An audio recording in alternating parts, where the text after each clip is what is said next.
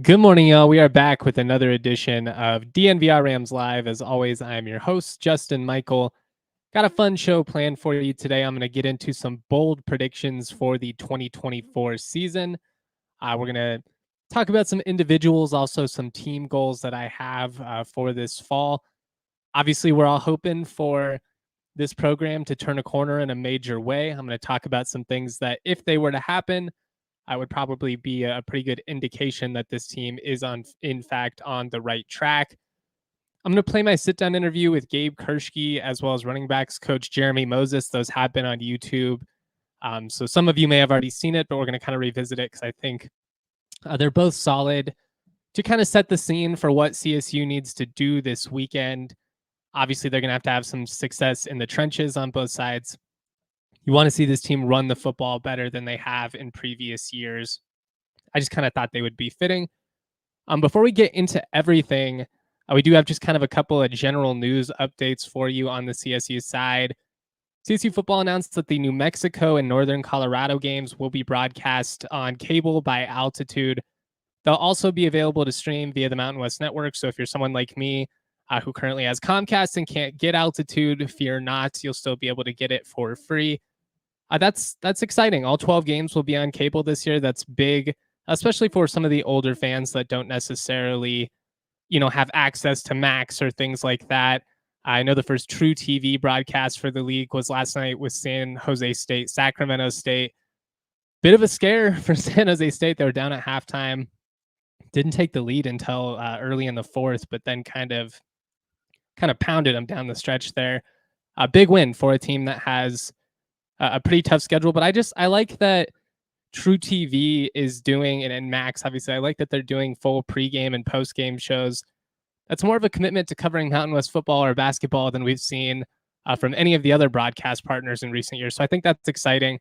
It wasn't the best broadcast in the world, don't get me wrong, but they've got time to kind of refine it. It was broadcast one. It's early in the season for all of us. If you missed it, CSU women's soccer, they pulled out a 2-1 road victory over Texas State. That's 3 straight dubs for the Rams. Started with a draw and then lost a tight one at Nebraska, but they've won 3 straight. They've had 5 players score so far through 5 games, so that's encouraging.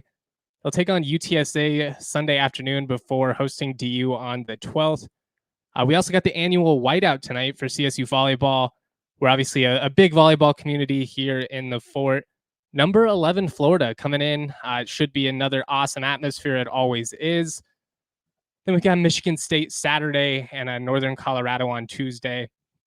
Tough start for Emily Cohen's squad. UNC's had our number the last couple of years, so hopefully we can get on track. A nice start here with a couple of big wins would be big. It's a veteran squad. They were picked first in the league in the preseason poll. Had a couple of preseason all-conference selections as well with Malaya Jones and Emery Herman. Big things potentially in store for CSU volleyball this fall. If you missed it, there was an NCAA 25 update. Looks like the majority of CSU's freshmen and transfers have been added. I know there's still a couple of guys missing. Ag Day uniforms now are available to play. I will say, I don't know why the State Pride uniforms are not in yet. I assumed they would be. I imagine they will be soon. I know CSU football expects them to be in at some point. So we'll kind of see what happens there. Finally, before we get to the interview with running backs coach Jeremy Moses, I did just want to give a couple of thoughts on CSU football moving the marching band to the 50. I think it's going to make it a more prominent experience. I am a sucker for tradition and pageantry, and historically, the CSU marching band is a big deal. The numbers had been down from a size standpoint the last couple of years, but from what I've heard, they're back up. I know we all missed the trombone suicides. I think for legal reasons, that's not ever going to come back. But I think having them be in the middle of the student section is going to make it a much more intimidating experience for visiting fans. It's going to trap sound so much better when they were in the north end of the stadium there. The sound just kind of went right out that open side. And I just think that in terms of having them be an integral part of your game day experience, which they're supposed to be, this move makes a lot of sense. Now, I know there will be some students that are upset because they are losing some premium seating, and the students will now just kind of be around the band. I think that's really cool. I mean, they are students too, and honestly, they're a part of the program. So, like, you could make an argument that nobody deserves it more than the band members. But I just think it's going to make it a better overall game day experience. I think it's going to make the band matter a little bit more again. And to me, as a college football traditionalist, that's what it's all about. I'm going to get into 5 bold predictions here in a couple of minutes, so make sure you stay locked in. But here's an interview with CSU running backs coach Jeremy Moses, kind of setting the scene. It's a loaded backfield. He talks about a couple of different guys. He hits on true freshman Jalen Dupree. He talks about Keegan Hollis being a unicorn in the college football world. Makes a joke about how he's a white running back first and foremost. But, I mean, just having torn his ACL twice in 3 years and to be a converted walk-on wide receiver that has now, played your way into legitimate reps with the 1s and 2s throughout camp. It's a really cool story. He talks about Justin Marshall. It's a really loaded room. They've got 6 guys that could potentially factor into it. But here's Jeremy Moses from earlier this week. You guys have had a big emphasis kind of going back to the spring about wanting to run the ball with more consistency. Have you guys seen what you've needed to out of that running back group to kind of go into the season feeling good about achieving those goals? Yeah. I mean, reflecting back on last year, things we want to do better this year is more explosive runs in the run game. We were towards the back end of the country in that last year. With as effective as we throw the ball, if we can be an explosive run team, then it makes it hard for defenses to pick who you want to defend. You want to be able to defend the box and the tailback, or you want to double cover Torrey, but you can't do both. You guys have a lot of backs. I mean, probably 6 guys I think that you could throw out there and trust. Is that hard to balance just balancing everybody's ego and what's best for the system? And I mean, that's... one back offense, when you've got 6 guys that you feel are capable of being a starter for you, it creates friendly competition every day. Which is, as a coach, I got all my toys on Christmas. You want to play with all of them. Only one guy can be on the field at the same time, but whoever's out there is going to be a really talented player, a quality starter. So there's no lack of depth when it comes to our room. There's no lack of explosive plays when it comes to the room now. It's a good group of guys that compete well against each other. Justin Marshall obviously performed really well down the stretch last season. What kind of growth have you seen out of him? He gets more confident every day. He's a great kid, extremely coachable. Has done a fantastic job starting off on the right foot in his first year in the classroom. That was really important to us. Making sure he had success in the class before we put him all that pressure on him on the field, and he's done a wonderful job with it. He's as detailed as they come in the meeting room. He's as quick as they come when you're trying to tackle him. So he's got a good mixture, good quality, makeup quality as a running back. I heard a lot of good things about Jalen Dupree, the true freshman, just that he's come in really poised and maybe a little bit beyond his years. Definitely. Jalen has picked up on things faster than anybody I've ever encountered as a tailback. He comes from a high-profile program in Arkansas where he had 90-something touchdowns in his career. So he's used to being the guy on a big stage, and you haven't seen him. There's no wide eyes out there. He's really comfortable where he's at. He's competing at a high level. He picks up on things quick. He's a very serious attitude, gets his work done, and he will run through your soul if you're a defender in the way. So a lot of good things there. You guys, obviously run the air raid, so inherently going to be throwing the football a lot. But when you look back at Jay, and when they were best at Nevada, they ran the ball well. Obviously, when he was at Oklahoma, they were throwing the ball a lot, but they ran the ball well. Is this offense a little bit different than what people kind of perceive the air raid? Definitely. I always describe to tailbacks that if you go to Iowa, you're going to have to squeeze between a hole that's the size of a penny because they're going to pack 13 people in the box. Yeah. We're a spread offense, so when we run the ball, you're going to have time and space to make things happen. You're also going to take less hits on a consistent basis, play to play. So Recruiting wise, what we tell these guys is you're going to stay healthier longer. You're going to get more space to be an explosive player. You're going to line up like a receiver, run real receiver routes, catch the ball. You're going to pass protect. You're going to do everything that the NFL is looking for out of a tailback in one offense versus having questions. If you're a power I team, all you've done is run power and block the backside of slide protection, then there's questions. But we, you do it all at our position. So I think it makes them versatile athletes. Those guys are going to play special teams. They can line up, be a receiver. They can go be a corner or safety if we needed them to. Is that the biggest challenge?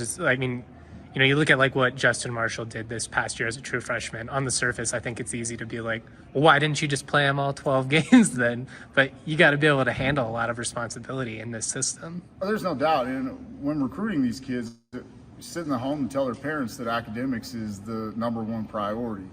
And we uphold that standard. I was dead serious. I wanted him to get off to a good start, prove that he can treat the college classroom like he's supposed to, and then he'll get opportunities on the field. But oftentimes, if a kid is overwhelmed with academics, he's going to be overwhelmed with athletics. So we wanted to make sure the priorities were in the same order that we gave him when we recruited him, to be consistent, and that's what we did. And it's, it may cost us a few yards in a game or two, but Justin Marshall is going to finish here with a degree, a great GPA, and he's going to end up being an all-time leading rusher by the time it's all said and done. And then the last thing I just wanted to ask you is Keegan Hollis. It's a pretty cool story. Just going through what he's been through, I think a lot of guys probably would have chose to hung it up, but it seems like he's really played his way into legitimate touches here. He's a unicorn in the football world. He's a white running back for one at the Division I level, which you don't get a lot of. He's had 2 ACL surgeries on each knee, and he shows up to practice with the toughest mindset every single day. You could tell there's days where he's more sore than others, but you don't hear any complaints. He runs, he doesn't talk, he just runs fast, sticks his toe on the ground, makes people miss. I'm excited to watch him live this fall. It's been a long time coming. He's going to be a breakout guy this year. Everybody's pulling him. They all know his pulling for him. They all know his story. He's a great attitude in the locker room. So I expect big things out of him, not just on the offensive side, but he's a key part of a lot of our special teams units too. Awesome. Thank you, Coach. Appreciate running backs coach Jeremy Moses for giving some time, giving some insight into all those different guys. One of the biggest reasons that I have such big optimism for this offense coming in is obviously the returning talent you have under center and out wide. Braden Fowler-Nicolosi, Torrey Horton, that's as dynamic of a duo as you could return at the QB wide receiver combo and the G5. There's just not a lot of teams around the country, let alone, not in Power 4 conferences, that can return a couple of guys like that. But the running game, I think, is going to be much improved. For one thing, the offensive line has looked really solid, but obviously the depth is just significantly better. Van Shield did some really important work for the Rams last year. He played hard. They just didn't have the explosiveness,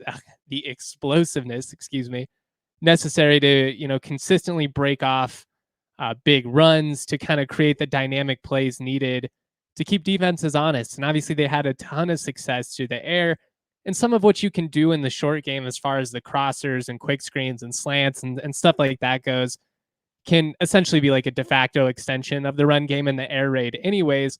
But as Moses talked about there, one of the things that should benefit these guys is if the passing offense is humming the way that it's capable of, you're going to have a lot of space out there. And for a guy like Justin Marshall, who has great vision, who has, the ability to put his foot in the ground, make one cut and really just explode. His ability to get through the hole was just something we hadn't seen probably since at least Dalen Dawkins.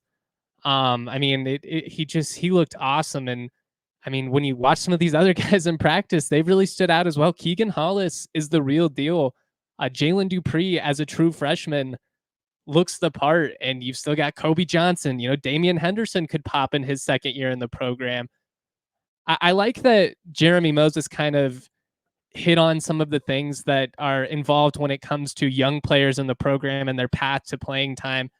It's not always as simple as, are they athletically capable of going out there and making plays? It can be overwhelming to be 18 years old in a new city, in a new athletic and academic setting. I mean, a lot of these guys, they struggle with that. And it's important that you look out for them, not just as football players, but as individuals, and you want what's best for their future. And a lot of these guys, would they have benefited of getting Marshall on the field a little bit earlier? Probably. I mean, there were some games where they definitely could have used the run game, but he's had some struggles there in the classroom. It sounds like he's back on track, which is great to hear. I love that there was accountability. I love that the staff was true to their word when it came to prioritizing not just football success, but success in all walks of life. But I think that this run game is going to break out in a major way, and I think it's going to be a major asset to the offense. And I'm really excited. So I'm going to get into some 5 predictions here for CSU football. Real quick, though, get ready for the season ahead with quality shades that are built to last. Our friends over at Shady Rays have you covered with premium polarized shades that won't break the bank. It's rated 5 stars by over 300,000 people. Their shades have durable frames, crystal clear optics, making them the perfect choice for all outdoor adventures. I was on vacation recently, was rocking my Shady Rays in the pool, had no worries. They're really durable sunglasses. You're worried about getting water spots, and then if you wipe the lens, it's going to scratch them up. Not Shady Rays. I wear those bad boys everywhere. My dog, I'm wrestling with him in the backyard. He'll knock him off, step on him maybe. Fine, not a scratch. If he did happen to break them, I wouldn't even have to worry because all pairs are backed by lost and broken replacements. But what's awesome about Shady Rays is they've got a style and fit for everyone. I know a lot of you have taken advantage of the awesome deal. If you haven't, exclusively for our listeners, Shady Rays giving out the best deal of the season. If you go to shadyrays.com, use the code DNVR for 35% off polarized sunglasses. Try for yourself. The shade's rated 5 stars by over 300,000 people. I also want to talk to you guys about Toyota. Toyota is the official vehicle of DNVR. They're also a proud partner of CSU Athletics. What's great about Toyota is they've got a vehicle for everybody. Trucks have obviously always been a part of the DNA. For generations, they built durable legends destined for greatness and perfect for Colorado. Whether you're conquering off-road trails or hauling the weight of the world, there's a Toyota truck that's just right for you, like the all-new 2024 Tacoma or the iconic 2024 Land Cruiser. Toyota offers 17 models with available all-wheel drive or four-wheel drive, like the Epic 4Runner. They also offer more low and zero-emission vehicles combined than any other automaker to give customers numerous choices to reduce their carbon footprint. Gotta love that. There's 16 hybrid vehicles to choose from, like the Tundra iForce Max hybrid truck, not to be outdone. Toyota SUVs take command on the road and on the trail, so you can explore the road less traveled without sacrificing smooth city rides in SUVs like the RAV4 and Grand Highlander. Toyota is a proud partner of CSU Athletics and the official vehicle of DNVR. Whew, that can be a tongue twister at times. That's a lot of vehicles. They are sick though. Toyota, I love the new Tacomas. They are smooth and they are sharp looking. All right, let's get into some bold predictions for CSU football. Obviously, it's postseason or bust. That's the expectation going into this season. I've not made a bowl game since 2017. I haven't won one since 2013. Been over a decade since either team in this state won a bowl. But it's been a rough stretch for the Rams. We saw them make major strides last year on the offensive side. In some ways, I think you could say they maybe regressed a little bit defensively because down the stretch in 2022, despite being shorthanded, I felt like that defense in particular really kept CSU in some of those games, allowed them to be competitive. I mean, they didn't really get blown out in conference play outside of the Boise State game. But last year, they struggled to play with leads. They turned the ball over too much. Just little things that kind of added up and ended up really, killing the Rams when it was all said and done. I appreciate everybody rocking with us in the Toyota chat. Nice and early this morning. You guys are amazing. My first prediction for 2024, I think CSU is going to have at least 5 receivers with 400 or 50 receiving yards or more. I initially was going to go CSU is going to have 2 1,000 wide receivers because I do think Torrey Horton and probably Armani Winfield would be the other candidate, have a pretty good chance to do that. That'd be the first time that's ever happened. I also thought about going with maybe This will be the first time that they had in a while that they have a 1,000-yard receiver and a 1,000-yard rusher. That said, there's so many guys at both positions that I'm not sure that anybody is going to get enough touches for that to happen in the end.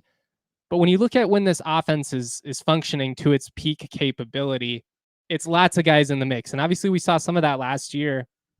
Dallin Holker was great. Justice Ross Simmons and Lewis Brown really emerged. This year they're deeper. They are definitely deeper at receiver. And I think it's kind of funny how it played out that way. Everyone was kind of panicking, early on in spring, especially when Justice decided to depart after LB had already left for San Diego State. And I really like what they did this offseason between the guys they brought in from Power 4 schools and the young freshmen that they've had in the class, and then some of these sophomores that are really starting to pop. Their depth at receiver is through the roof. And I mean, I think Torrey Horton, I think Armani Winfield, I think Donovan Ollie, I think Dylan Goffney are all in the mix to have 450 plus receiving yards. I think Caleb Goody is a star on the rise, and he's going to have a big year this year. Jamari Person has had a good spring in camp, and obviously, there's a potential that even Jordan Ross does it as a freshman. He is the real deal. Everything that we have heard about him from his players, from the players, and from his coaches, it's been nothing but complimentary. It's been a lot of this guy works like Torrey, despite having all the talent. He just puts his nose down and goes to work. Not a lot of talking or anything like that. The depth and the talent at receivers is something that it just hasn't been in a while. And I mean, you also got to remember that somebody like Vince Brown, could really break out at tight end. Somebody out of the backfield could put up big numbers as a receiver. I could see someone like, Kobe Johnson very easily having more than, 300 receiving yards. And if he breaks off a couple of long runs, he could be in the mix to flirt with 450 or 500 yards like all these other pass catchers. There's just a lot of different guys. And because of that, with Braden back, I think a lot of different guys are going to eat this year. So I've got CSU with 5 players finishing with 450 receiving yards or more. I expect Torrey to have a 1,000-yard season, potentially Armani Winfield to be in that mix as well. I've got 6 different players rushing for a touchdown at some point this season. That's not the craziest of predictions when you really think about it. First of all, they've got 6 capable running backs, but assuming that 3 or 4 of those guys find the end zone one way or another, you got to imagine that you'll have 2-3 guys scoring some capacity while running with the ones. If you get up big on somebody at some point, you could have some younger guys on the field. I could see Braden rushing for at least 1. Maybe you put one of the tight ends or something in the backfield, and you have them just go a direct snap situation like we saw with Dallin Holker last year. I would be surprised if it was less than 5, but I'm going to say 6 different players rush for a touchdown at some point this year. And if I had to predict who it was, just kind of spitballing here, we'll say Justin Marshall scores a rushing touchdown. BFN scores a rushing touchdown. Kobe Johnson scores a rushing touchdown. Keegan Hollis. And then I will go Damian Henderson. I'm going to say Jalen Dupree gets in there too. I know I didn't even include Avery Morrow, but I'm going to go with those 6 right there and say 6 players score at some point this season. It really wouldn't shock me if we see Jalen Dupree in a pretty large capacity at some point. I mean, he really does look the part for an 18-year-old. It's pretty impressive. I had this one last year, so maybe not super bold, just being fair, but I think the Rams will return a punt and a kick for a score at some point this year. They've got really dynamic options in the punt return game with Torrey Horton. At kickoff, I think Caleb Goody, Kobe Johnson, either of those guys could bust one. Jordan Ross has got burner speed. They could put him back there. I'm going to say they return a punt and a kickoff for a score this year. Keeping it moving. The Rams have not had a 3-game win streak since 2019. It's been 5 years, which, yikes, that's pretty crazy. If you remember back, that was when Patrick O'Brien was a quarterback in Bobo's last season, post Colin Hill ACL tear.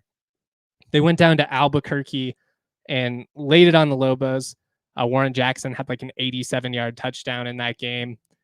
Then they went into Fresno kind of gave it to them. It was a fun back and forth game, but it felt like they were really kind of turning a corner, especially because they came back and they beat UNLV, but then the season kind of ended as it always tended to in the Bobo regime, with losses to Wyoming and Air Force and Boise, and we all remember how that goes. But they've not had a 3-game win streak since 2019. If you're curious, the last 4-game win streak, that was all the way back in 2017. Coming out of that trip to Tuscaloosa, CSU started with 3 of 4 conference games on the road, and they actually won their first 4 with 3 big road wins. They took down Hawaii to start. Then they went into Logan and won a really tight game against Utah State. Then that thriller against Jay Norvell, actually, that Nevada squad, probably the last true electric atmosphere in Canvas Stadium, which is crazy. I mean, but it really probably was that game against the Nevada Wolfpack when Norvell was there. And then they beat New Mexico on the road. New Mexico tends to always be a part of CSU's win streaks.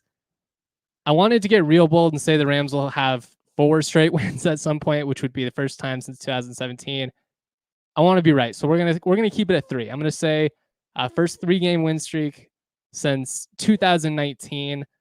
Looking at some times to do it. Obviously, non-conference play would be super ideal. Early on in the conference slate, I think there's an opportunity there. But I've got the Rams winning 3 straight games at least at some point this season. Finally, 5th bold prediction for 2024. Braden Fowler-Nicolosi will throw for more than 4,007 yards, break Garrett Grayson's 2014 single season record. I kind of flirted with it last year without even playing in all 12 games. If you go to a bowl, if you could make it to the conference championship game, that would obviously help your cause as well. But yeah, I have a hard time seeing Braden not put up big numbers this year. All that talent he's got out wide. It's a system that inherently, is going to allow the quarterback to put up big stats.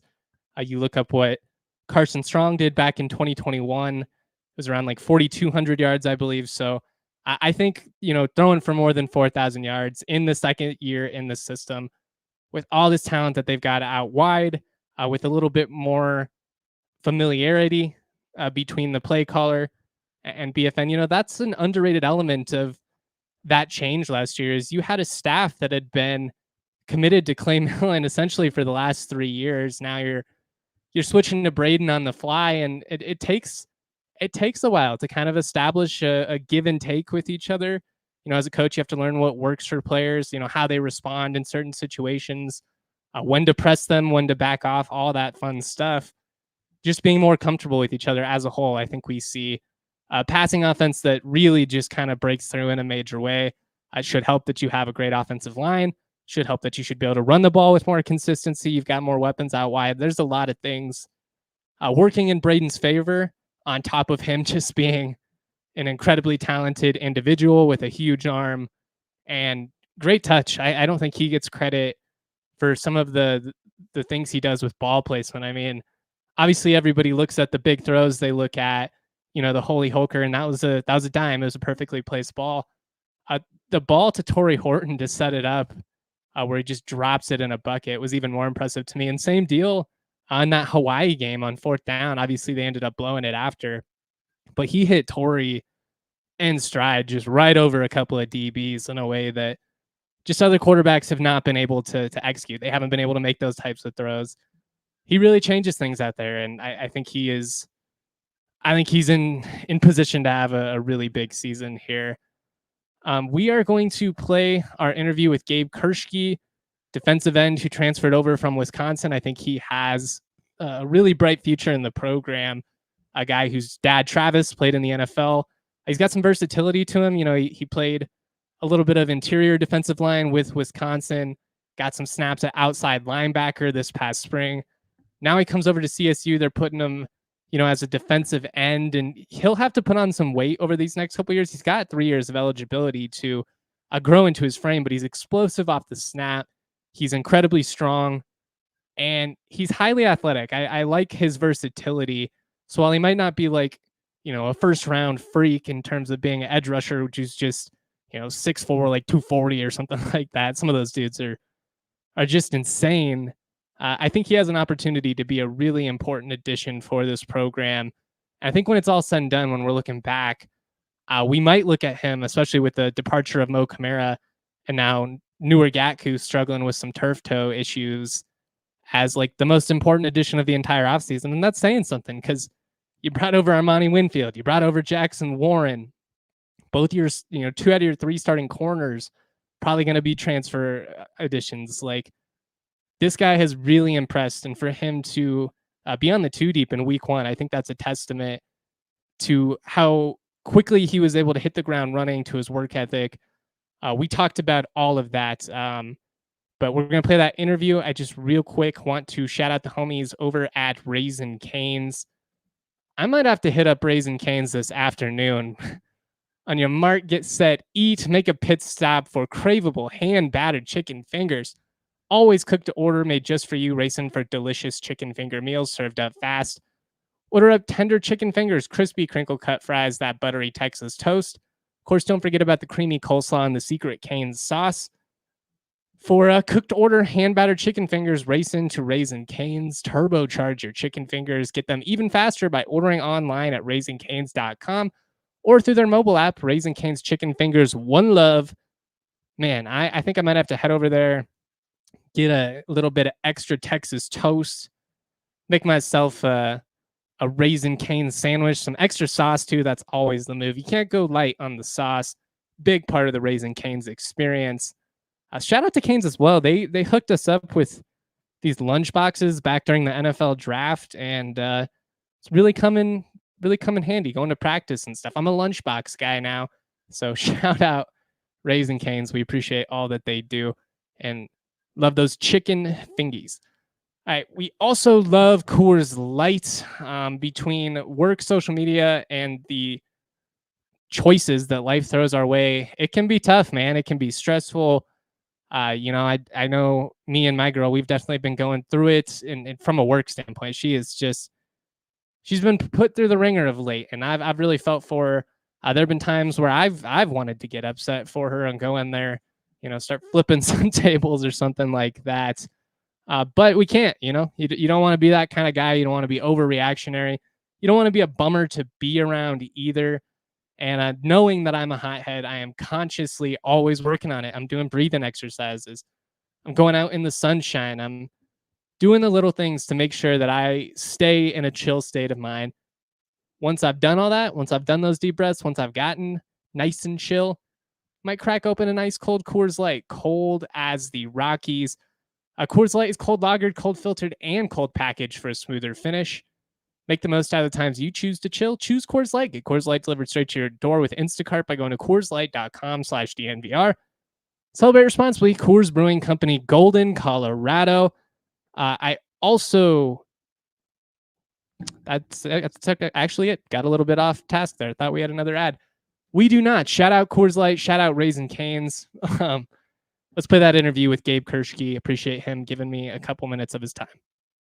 How have you been adjusting to life in Fort Collins and at CSU? I think great. It's cool to be back home, able to have my family close, and being able to go home on the weekends in the summer and spend time with family has been a lot of fun. I think the adjustment in terms of the defense has been great. I feel like it fits my body, my style of play. So I've been able to be really freed up in terms of that. So. How you mentioned, nice being closer to home, closer to family. Mm-hmm. How big of that was that, like, in your decision of I want to be a little bit closer to them? I would say it wasn't huge. I think it was more of like a nice part of it. I don't think it was like the main reason. Makes sense. Just kind of a nice little perk. It was a nice little perk, yeah. I think ultimately I was like, I want to go to the best place that fits what I'm looking to do, and so yeah. From kind of, I was doing some research on you, and from what I've read, it kind of seemed like they moved you around a little bit, like maybe played a little bit of DN, played a little bit outside backer, and they got you at defensive end here, kind of rushing the quarterback. Yep. Do you feel like this fits your skill set? Yeah, so I feel like this fits my skill set really good. I feel like this defense allows you to play really free, and I played D tackle, I played outside linebacker there in the spring, and so I feel like have a lot of pieces that taught me, like playing inside, you learn a lot to use your body the right way, your arms and your length. So being able to do that and then moving out to outside, I feel like it really prepared me well. So Was that challenging, just getting moved around like that and like not really kind of being able to, I don't know, get in a rhythm or like kind of find your spot? Yeah, it was hard, but I feel like ultimately it was. I was just willing to do anything to play. So that was ultimately, that's kind of my mindset, and it's always been my mindset. So yeah. What was it about Wisconsin in the first place that you decided, you know, I'm going to walk on here, I'm going to go for it? Yes, I took the PWO there, and I think that was, I really liked the coaches a lot. I feel like they had a family atmosphere. I really liked that, and yeah, that coaching staff was great. So I ended up going there. I feel like they were going to develop me, and the history of walk-ons there. You look at J.J. Watt and all those guys. So that was kind of why I did that, and I still feel that it was a great decision, and it really prepared me. So. What was the game day atmosphere like? I mean, obviously you see like the videos that jump around and it looks pretty cool. It was great. It was a lot of fun. I'm just excited to go play though. I'm ready to go here. So yeah. Who are you living with? Any of your teammates right now? Right now I'm living by myself, which is different, but it's been good. I'm really close to the stadium, so I get to spend time with a lot of the guys and walk here every morning. So it's awesome. Yeah. You know, what are some of the things you do like outside of football for just entertainment? Are you a video game guy? Not a big video game guy. Shoot, I like to work out. That's always been instilled in me by my dad. But, sure. Shoot, a lot of football work, but outside of that, a lot of fishing. I love fishing, so fly fishing. That's where Colorado's great. It's been cool to be back, and having my brother too. He plays lacrosse at Denver. So cool!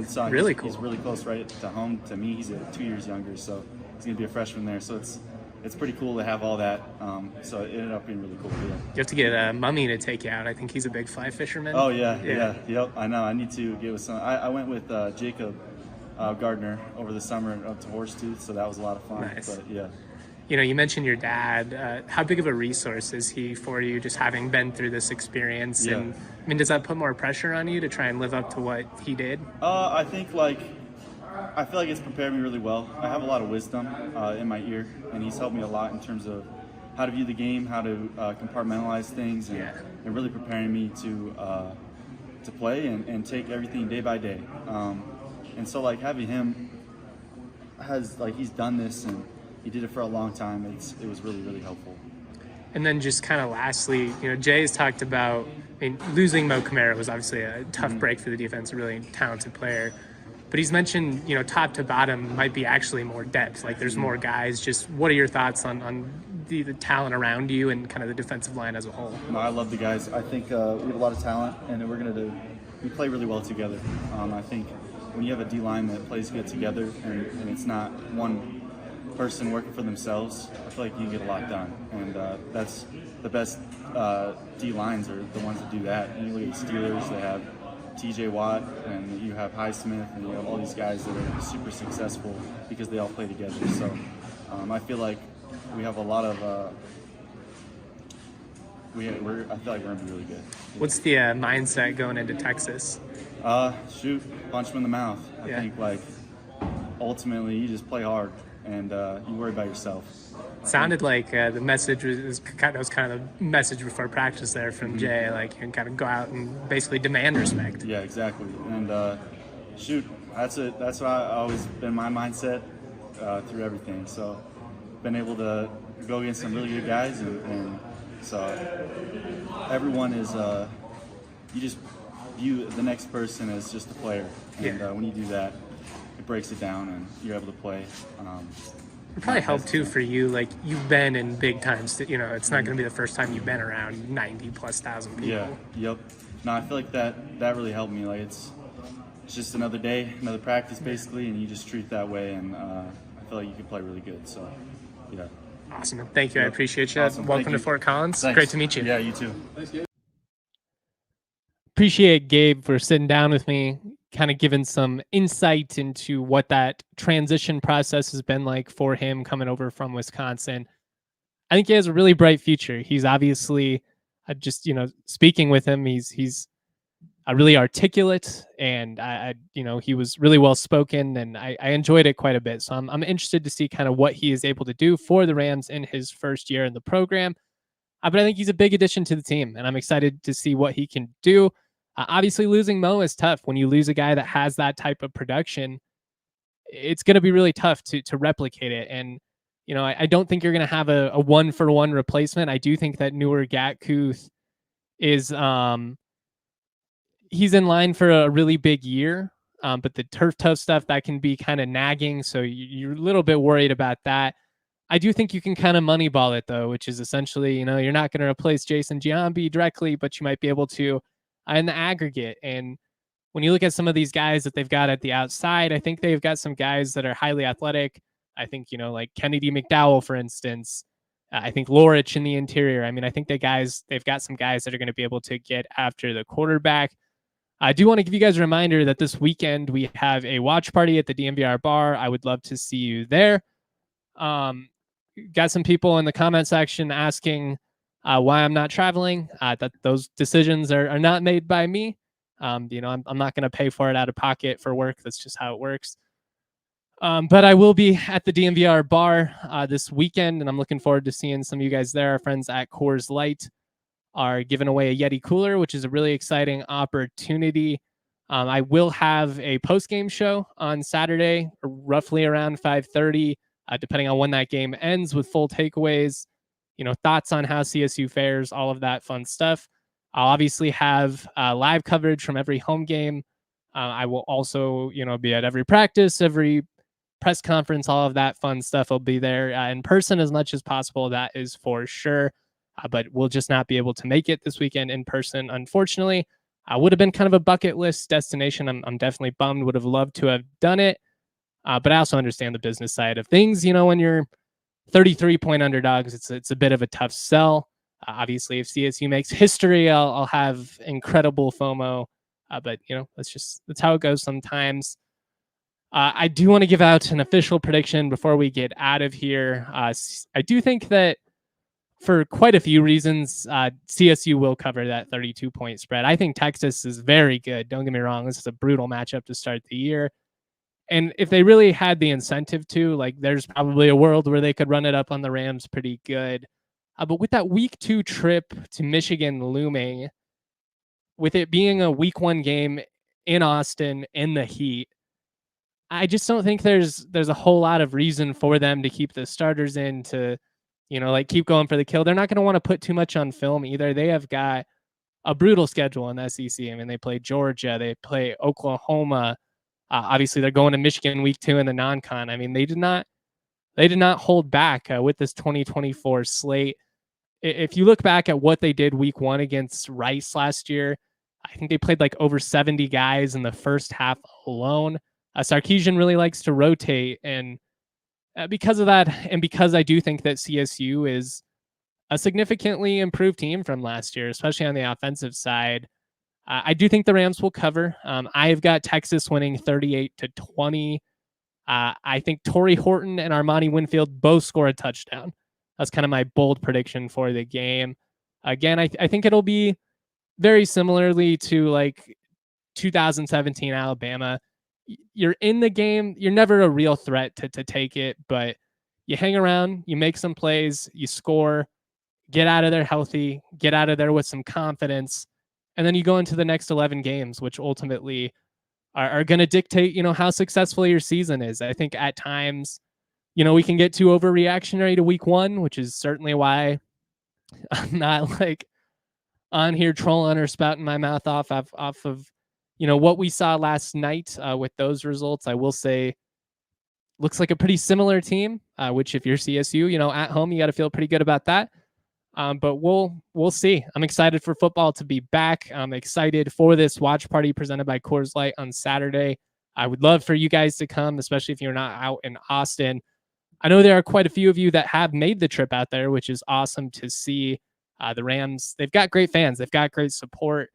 You guys are so due, to get the memorable and fun season that, we've all just been craving now for about a decade. I think there's a chance here for this to be quite a memorable year. I think also there's a chance that it could be, same old Rams stuff where a team with a ton of talent just finds ways to essentially not live up to their ceiling. And that's been a problem far too often over the last 20 years. Some of those teams have been flat out bad.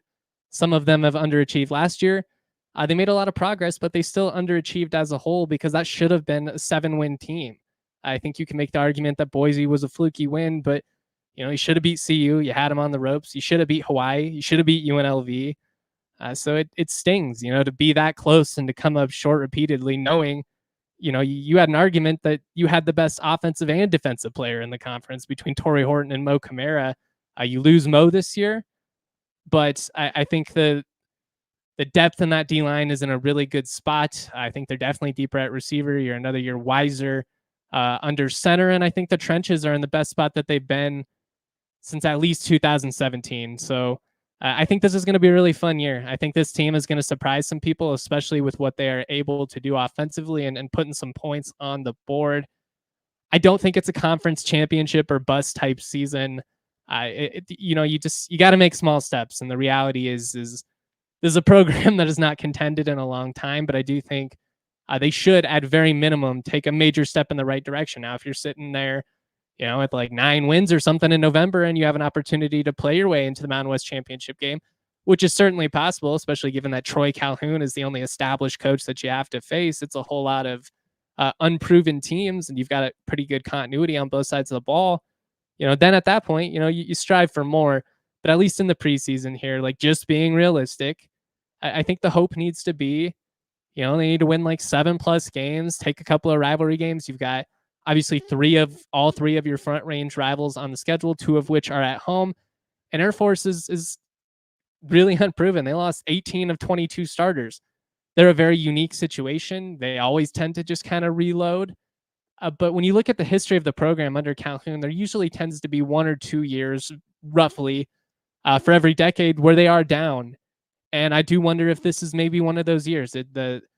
Just that many important guys that they've lost between the front 7 and in the backfield over these last 2-3 years. At some point, I think it's got to catch up to them. So I know there's so many of you that are like, I'll believe it when I see it. And I think that's fair, because if you're jaded at this point, I can't look at you with a straight face and say that you're wrong. But I also think that there is a possibility for this team to really do some special things with the talent that they have. And I think the top end talent that they have, in particular, that combined with better depth in the offensive line, I think they could be a pretty dangerous team in a year where the league feels pretty wide open. And I know Boise's getting a lot of love in the preseason, and they should. I mean, that brand is what it is for a reason, and they've got a ton of talent defensively. Genty, I think, is the best running back in the country. Like, they should be getting a lot of love. But when you look at some of these other top teams, Fresno's kind of unproven right now, just post Tedford. Can UNLV match what they did a year ago now that Maeva's no longer in the picture? What is Wyoming going to be like in a different offense and no Craig Bull? There's just a lot of question marks right now. And if you're the Rams, I think you need to be looking at this situation eager and like ready to take advantage. So again, I understand it's been a long time since this program has done what it is capable of, but I think this year will be different. I do. And I'm not saying they're going to win double-digit games or anything like that, but I do firmly think they will be in the postseason. I think they'll be playing relevant games come November, and I'm excited to see it all play out. So see you guys on Saturday at that watch party. Shout out to everybody in the Toyota chat. Much love to all of you. I cannot thank you guys enough for continuing to support the content. I'm going to try and get another written piece out before that game tomorrow. Following the game, make sure you're locked into the post-game show. I'll have written takeaways, probably some type of column/reactionary piece as well. And I hope you guys are enjoying this. This has been a lot of fun. We've got more live shows than ever, more YouTube content than ever. I'm a one-man band, but I do what I can to bring you guys as much Rams coverage as possible. Always proud to be y'all. Much love. Peace. We all silly like the mayor.